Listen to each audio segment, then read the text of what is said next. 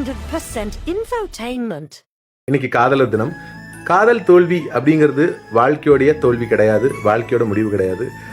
இப்போ உங்கள் மனசு தோல்விக்கு பயந்துச்சு அப்படின்னா வாழ்க்கையில் நம்ம எதையுமே செய்ய முடியாது. மகாத்மா காந்தி எடுத்துக்கோங்களேன், அவர் தேசப்பிதான்னு சொல்கிறோன்னா ஆரம்ப காலத்தில் அவருடைய வாழ்க்கையில் நிறைய அவமானங்களையும் நிராகரிப்பையும் அவர் சந்திச்சிருக்காரு. முதல் முறையாக அவர் தென்னாப்பிரிக்காவில் வாதாட போகும்போது கூட அவ்வளோ பயந்திருக்காரு. ஆனால் அதையெல்லாம் அவர் தாண்டி வந்தனால தான் ஒரு நாட்டையே வழிநடத்தக்கூடிய சக்தி அவருக்கு கிடைச்சது. Love failure is not a life failure அப்படிங்கிறத முடிவு பண்ணி அதை தாண்டி வர பாருங்க. அதே மாதிரி ஒரு பெண் உங்களுடைய காதலை மறுத்தால் அதுக்கு அவங்களுக்கு முழு உரிமை இருக்குது. ஸோ அவங்க நோ சொன்னாங்கிறதுக்காகவே அவங்கள பழி வாங்கணும், அவங்க மேலே தாக்குதல் நடத்தணும் அப்படிங்கிற எண்ணத்தை வச்சுக்காதீங்க.